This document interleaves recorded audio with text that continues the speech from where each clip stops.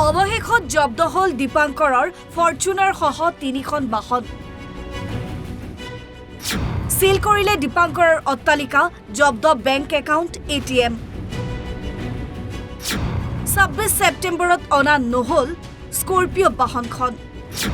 আৰক্ষীৰ জালত পৰিল দীপাংকৰৰ সহযোগী মাইনাও ব্ৰহ্মও। আমি সবিস্তাৰে সম্প্ৰচাৰ কৰিছিলোঁ গৰুৰ পঘাৰ দৰে সোণৰ চেইন পিন্ধা দীপাংকৰ ভট্টই ট্ৰেডিঙৰ নামত কেনেকৈ আহৰণ কৰিছিল কোটি কোটি টকা। অৱশেষত দীপাংকৰৰ নলবাৰীৰ ভোজকুচিৰ বাসগৃহত উপস্থিত হৈছে অসম আৰক্ষী। আৰক্ষীয়ে দীপাংকৰৰ সম্পত্তিৰ তন্ন তন্নকৈ অনুসন্ধান চলায় আৰু অৱশেষত জব্দ কৰে দীপাংকৰৰ কলা ৰঙৰ এই ফৰ্চুনাৰ বাহনখন। জব্দ কৰে ৩খন বাইক আৰু এখন স্কুটি। সিল কৰি দিয়ে মাখিবাহাৰ চকত থকা এই অট্টালিকাটো। অট্টালিকাটোৰ তলত আছিল কোটি টকাৰ সামগ্ৰী থকা এখন গেলামালৰ দোকান। ইফালে দীপাংকৰৰ বিভিন্ন প্ৰান্তত আছে কোটি টকীয়া ভূমি। তাৰে একাংশত পুখুৰী খান্দি পুহিছে মাছ। মুছলপুৰত দীপাংকৰ কৰ্মৰত হৈ থকা ICICI বেংকতো চলিল আৰক্ষীৰ অভিযান। অৱশ্যে সম্পত্তি আৰক্ষীয়ে জব্দ কৰিলেও প্ৰবঞ্চক দীপাংকৰ ভট্ট এতিয়াও পলাতক। দীপাংকৰ বৰ্তমান এখন গাড়ী তেওঁৰ নিজৰ ডাইৰেক্ট তেওঁৰ নামত নহয়, আমি ইনভেষ্টিগেট কৰিছোঁ কাৰ নামত আছে, বাট এখন গাড়ী চিজ কৰিছোঁ। ইয়াত আমি তেওঁৰ একাউণ্ট ক'ত কি আছিলে আমি খা খবৰ লৈছোঁ, বাকী ইনভেষ্টিগেট কৰিলে ওলাব।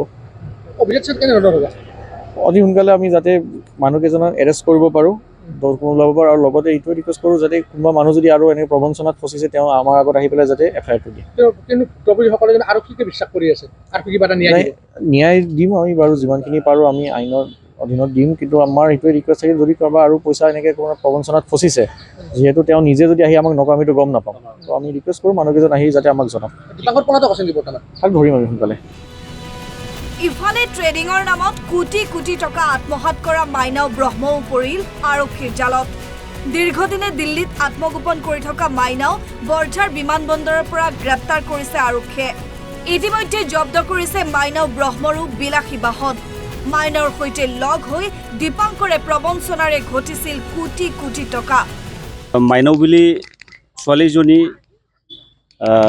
আমাৰ পৰা বিজনেছৰ নামত মানে এগ্ৰিমেণ্ট কৰি পেলাই, কোৰ্ট এগ্ৰিমেণ্ট কৰি পেলাই মানে 40 লাখ টকা লৈছিল।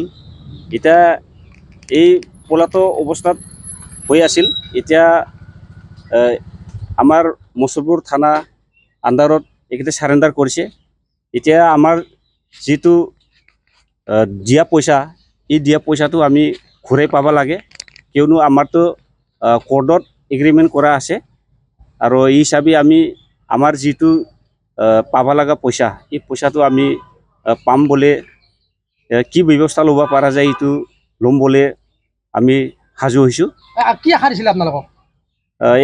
এখেত কৈছিল বিজনেছ পাৰপাছত মই পইচাটো ল'ম আৰু অলপ কিবা এটা বেনিফিট দিম আপোনালোকক, এনেকৈ কৈ পেলাই গিৰিয়েক আৰু এই মাইনাও দুয়ো যায় কোৰ্টত মানে ৰেজিষ্টাৰত চাইন দি পেলাই আমাৰ পইচাটো লৈছিল।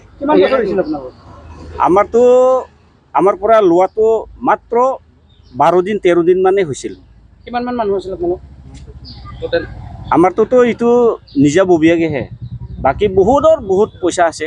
এতিয়া মাইনক ধৰিছে, কেনেকুৱা শাস্তি পাব বিচাৰে, কি ভাবিছে? একেত শাস্তিটোতো এইটোৱে, আমি যিটো ভুক্তভোগী যিসকল ৰাইজসকল এখেতত কিবা এটা আশা লৈ পেলাই পইচাটো দিছিল, এখেতে ঘূৰাই দিব লাগে। এইটোৱে আমাৰ প্ৰথম মানে দাবী। আপোনালোকৰ কিবা এগ্ৰিমেণ্ট হৈছিলে নেকি, কিবা ইণ্টাৰেষ্টক লৈ কিনে? বেলেগৰতো মই নাজানো, কিন্তু মোৰতো একদম কোৰ্টত এগ্ৰিমেণ্ট কৰা আছে। কিমান ইণ্টাৰেষ্টৰ আপুনি এগ্ৰিমেণ্ট কৰিছিলে? ইণ্টাৰেষ্টটো এনেকৈ কিবা নাই, সঠিক কিবা নাই। বিজনেছৰ এগেইনষ্টত কিবা এটা এনেকৈ দিম বুলি কৈছিল, কিন্তু আমি একবাৰো এনেকুৱা একো পোৱা নাই। ট্ৰেডিঙৰ নামত লগাইছিলে, লগাম বুলি কৈছিলে নে কিহৰ নামত? এইটো পইচা লোৱা সময়ত ডাইৰেক্ট ট্ৰেডিঙো নকয়, মানে আমি যি সময়ত আলোচনা কৰিছিল কথাটো এটা ঠাইতে নাথাকে। ট্ৰেডিঙত কথা ক'ব, ক'ৰবাত বেংকত জমা থৈ বুলি কয়। মানে দিছিলে পইচাটো?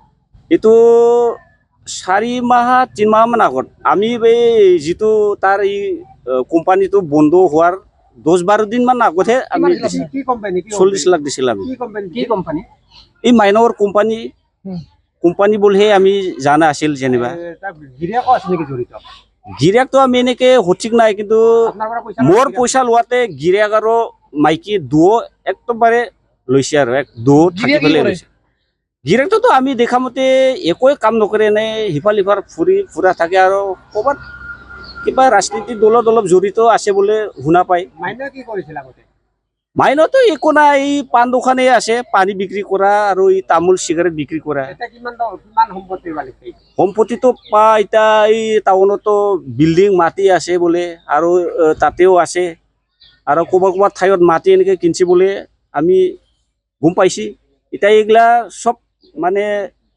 হেৰি কৰি পেলাই আমাৰ মানে ভুক্তভোগী এই মানুহবিলাকত এইখিনিতো ঘূৰাই দিব লাগে আমি প্ৰশাসনৰ ফালৰ পৰা এইখিনিতো আশা কৰিছোঁ এতিয়া দীপাংকৰ ভট্ট কেতিয়া আৰক্ষীৰ জালত পৰে সেয়াহে হ'ব লক্ষণীয় টিহুৰ পৰা কিশোৰ গোস্বামী বাক্সাৰ পৰা সুৱৰ্ণ পাঠক অসম লাইভ 24